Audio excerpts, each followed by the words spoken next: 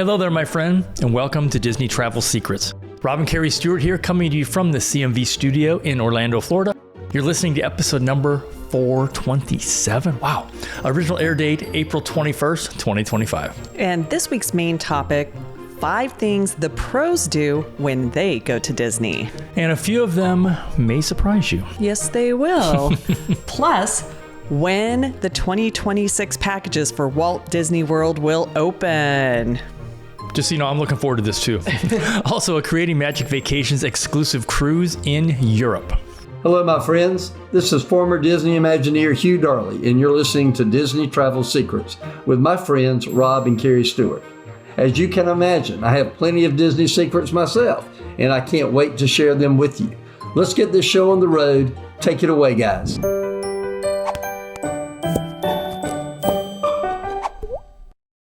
To kick off this week's show, we are very excited to share that our friend, great friend and business partner, Jen Lee, just christened the brand new AmaWaterways ship, the AmaCentra. And if you are not familiar with AmaWaterways, that is the company that Disney uses when they do their Adventures by Disney river cruises. They charter the whole ship for those trips. Ama is a great company. And as a matter of fact, we here at Creating Magic Vacations have the whole AmaCentra ship chartered starting July 31st of 2026. And we will be sailing with Jen Lee on the first annual Godmother cruise. I think it's annual because inaugural was this week. So next year is the first. I think that's what it is. It's a 7-night cruise on the Douro River in Portugal. So another country and another main river for us to check off of our Dream Builders list. Now, we know that while you may do your Disney trip once a year, you're probably taking another one. So we would like to invite you to join us. This is a Creating Magic Vacations exclusive sailing, and pricing starts at just $45.99 per person, and that includes a 3-night pre-stay in Lisbon, Portugal, and that's before the cruise. It is, yes. So also, you get a $50 onboard credit and prepaid gratuities. And you know, that pre-stay is huge because you never fly to Europe the day of your cruise. We always say, actually, no matter where you're cruising, if you're going to fly to that port, get there at least a day earlier. If something's going to go wrong on a vacation, it's almost always a flight issue. Yeah, flights can be. We have run into those. Yes. So in this case, though, it is a beautiful 3-night pre-stay, and it's going to be really awesome because by the time we get on board the AmaCentra, everybody who's done that, we will all be friends. That's true because there are only 50 cabins, so about 100 people. And if you've never done a river cruise in Europe, you will absolutely love it, I promise. The small ship experience is something that you will never forget. Yeah, so we still, to this day, talk about our very first river cruise experience, which was on the AmaWaterways ship called Amadagio. Unfortunately, that one's no longer in service. It'd be gone. Yeah. But that was our first one, and we loved it. And this was on the Rhone River in southern France from Arles to Lyon. I can't believe that was 11 years ago. Almost to the day. Yeah. It was April of 2014. I just don't remember the day. We were just kids then. But I think we have at least 3 river cruises for next year in Europe. That we do. And we might as well just live there. I know, right? Because don't forget, we have a very special sailing on the Ama Magna, which is going to be in May of next year with an incredible group of friends. So looking forward to that one too. If you can't make the one in Portugal, come with us in May. It's going to be on the Danube. And the Ama Magna is really cool because that ship is twice as wide as the other river cruise ships out there. So you might think, oh my gosh, twice as many people? No, it still maxes out at 196. Yeah, and then we are doing the Upper Rhine next year, again from Amsterdam. We've done that one before, and that's for the Asta River Cruise Expo. So we got a lot of fun trips on the book. I know, lots of fun things on the horizon. But okay, back to Disney we go. Okay, let's get to the question that we are currently getting asked just about daily. Can I book my 2026 Disney vacation? So here is the update. Now, not right now, but here's what we think will happen Disney will do the halfway to Halloween here, probably in the next week or so, and release the Mickey's Not So Scary Halloween party tickets. And then either in, I'm going to guess, mid-May or as late as mid-June. Please do it earlier. The 2026 packages will open up. But here's my take. Disney wants you to get excited to come down for the Halloween and the holidays. So if you had a trip on 2026, planning there, you may be thinking, you know what, I'll just skip it this year. So they want you to come down. Yeah, so we'll see if our predictions come true. But before 2020, the packages pretty much always came out in mid-June. So this is nothing strange. It's kind of going back to normal when they used to come out. So if you do want to plan your 2026 adventure, go to creatingmagicvacations.com and click on the Plan a Vacation, very cleverly worded little button we have, and we'll get you on our 2026 VIP list. Yeah, and it is really important though that you get booked right when these packages come out, because if you want to come during those times like winter break and you want to stay at the Polynesian, or if you want one of those really cool suites that are very limited, you do not want to wait. So this week we are sharing 5 things the pros do when they go to Disney. And when we say Disney Pro, we mean someone who visits the parks on a regular basis and knows how to navigate the crowds, what to avoid, and where to go to optimize their day. We do understand that some of these may not make sense.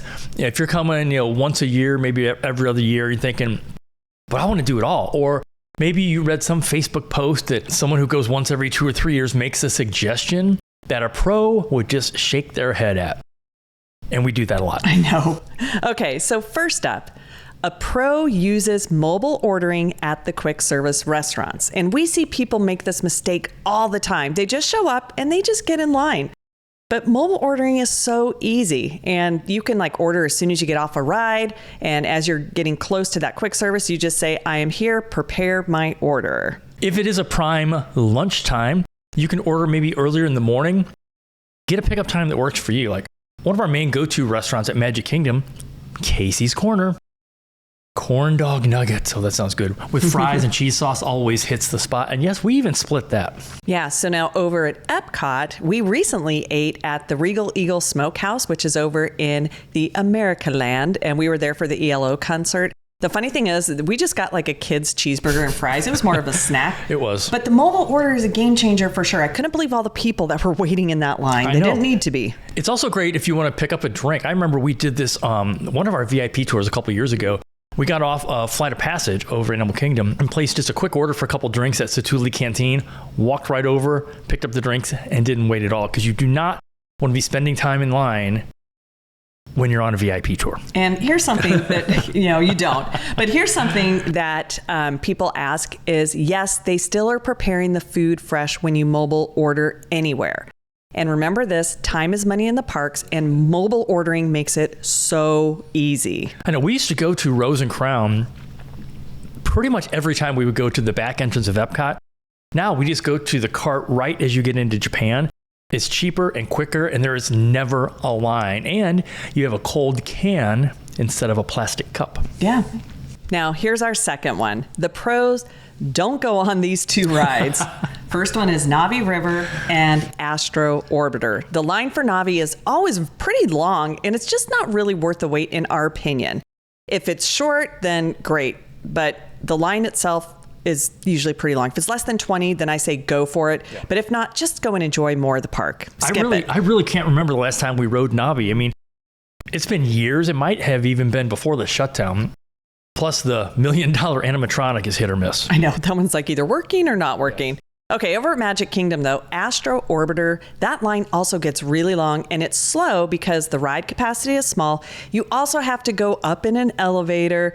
Not to mention, those rockets, they're not the largest in size. So you may just wait in line only to get up there and realize that it's not a very comfortable ride, or you don't fit. Yeah, I mean, we're just normal people, and I have a hard time getting in and out of those things. That's a tight fit. I will say, you do get fantastic views of Magic Kingdom. So again, if it's going to be 20 minutes or less, I think that's kind of our rule of thumb. If anything is over 20 minutes, we'll be like, see ya. Yeah, but that one, I mean, if the line's looking long, just skip it. Yeah. So third, the pros enjoy the fun foods the parks have. They get the Mickey ice cream bars, but they will also do the seasonal treats that are only available for a limited time.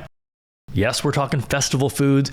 Or this past week, there were some Easter treats available as well. Yeah, lots of treats all the time. Now, the big reason to try these fun treats when you're on your Disney vacation is why get something that you can get at home anytime you're on vacation. And the same goes for maybe trying a new fun drink or a new restaurant. Absolutely. So number 4, I think this is a pretty big one. When checking in, the pros go to the front desk. Now, some of you may be thinking, but wait, isn't online check-in better? Yeah, so our personal preference is to go to the front desk always. Why? First, you're able to see where your room is located before you walk all the way over there. And so if you want to move, then you can. If it's available. Yes. But you can also ask about upgrades. And this is a big one because sometimes they're complimentary. Maybe it's just moving a location. But sometimes there's an additional cost, but it may be at a reduced rate because the resorts know well before you get there what their capacity is.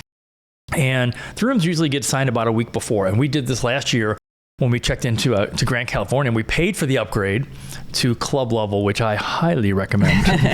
But yeah, no, they actually do pre-assign those rooms a week prior.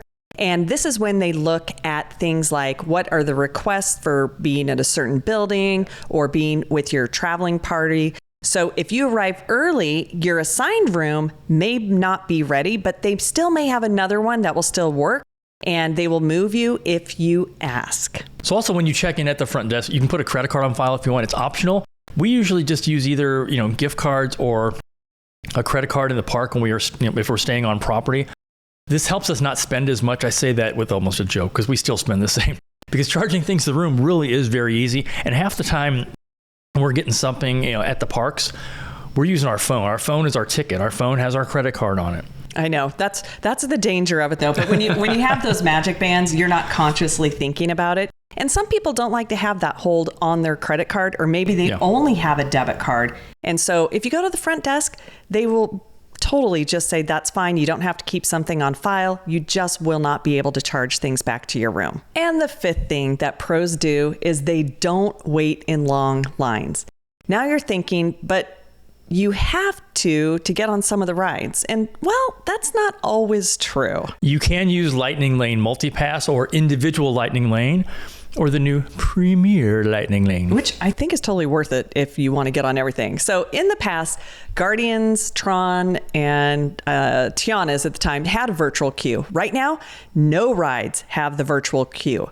So the ones that we recommend, Guardians, Rise, Flight of Passage, and Tron are all worth it to get that individual Lightning Lane because those lines get long. Well, again, we go back to time is money. If you want to stand in line for an hour, that's up to you. It's it's your time. We don't. But I remember your brother Blake was down here with his wife Sheila and their daughter Lila, and there's 5 of us, so we got a virtual queue for Guardians at that time, and we walked over, and I could see the line was all the way to the front of that door, and I was like, no way am I waiting in that. So you 4 went. Yeah. And it still took over an hour for us to get through the ride because that ride is long, and we were just in kind of what's now the standby. So it's definitely worth it to buy the Lightning Lane for that one because the queue does get full. Like this morning, I was checking around noon and the wait time for that one was 90 minutes. But then once you get through where you were in the pre-show, it still is going to be a good 30 minutes after that. I know. I remember on that day, I think because we drove separately, I think I was home by the time you guys got off the ride. I don't think you were. Other things you can do to avoid long lines are things like rope drop your favorite ride, or stay late and do one of the after hours events. I mean, we've been at Hollywood Studios. We got to the park around, I guess, 5:30, 5:45. And when we walked in, we saw the line for M2R2 started inside the building, as in no one was outside in the outdoor queue. So it was probably a 15 or 20 minute wait. Yeah, totally worth it. And when it's hot, keep in mind that people who have rope dropped earlier and have been enjoying the parks all day, they usually are getting a little tired out and they leave early because kids get tired, cranky, and hungry, or when it's all three, we call it hangry. Yes, I think a lot of people call it that. Yeah, adults get it too. Also, think opposite to avoid lines. Don't go where everybody else goes. This is really true for like Frontierland and Magic Kingdom when everyone else heads straight to Fantasyland and Tomorrowland first thing in the morning. So you can just walk over and easily get on Pirates. Yeah. Also, over in Magic Kingdom, go on rides during the fireworks. So if you're going to that park, let's say twice, maybe one time, you're going to watch the show, but then the other time, go on rides during the fireworks. We talked to a lot of locals, and of course we talked Disney.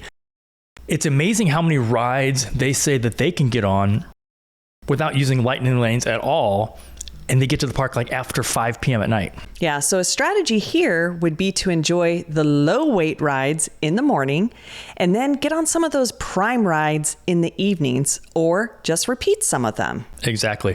So we hope these tips help you enjoy the parks like a pro on your next trip. And if you have a pro tip to share, maybe we left it out, please send it to us on social so we can repost it. Yes, I love getting your pro tip. I love seeing when people say, oh, hey guys, love these tips. What about this one? I'm like, ooh, I didn't think about that one. Yeah. Like maybe always having a cooling towel when it's the middle of the summer. Yeah, I think I heard that one. So thanks again for those of you who have reached out to us about joining our agency, Creating Magic Vacations. We have an incredible team of A-player agents coming on board this month. If you have filled out the form, we've been reaching out to you in the order that they were received to have an initial call. Again, for more information, just go to creatingmagicvacations.com and click on the Become an Agent form. Very clever how we named that. And we'll connect if all the spots haven't been filled. One requirement is that you attend our annual event. Many of you know it's called Agent Palooza. And it is January 21 to 24 of next year, 2026. And again, we're going to be at Disney's Contemporary Resort. Your registration and 3-night stay at the resort are included. So that'll tell you right there, we're not just a couple $100s to start up. Yeah. And as always, if we can help you with your next trip, or if you'd like to get more information on that river cruise, please reach out to us or your Creating Magic Vacations travel agent. And not just for Disney, but we can help you with your other vacations too. We have a lot of people going to Europe, Hawaii, Japan, pretty much everywhere all over the Caribbean. It's a fun summer ahead. I'm always surprised when someone says, now, do you guys do cruises as well? Yes, we started in the cruise industry. We were known for cruising before we were known for Disney. Thanks again for listening, or for you watching. Yes, I'm pointing at you. Thank you so much. We really appreciate that. Until next time, have a magical day. We hope to see you real soon.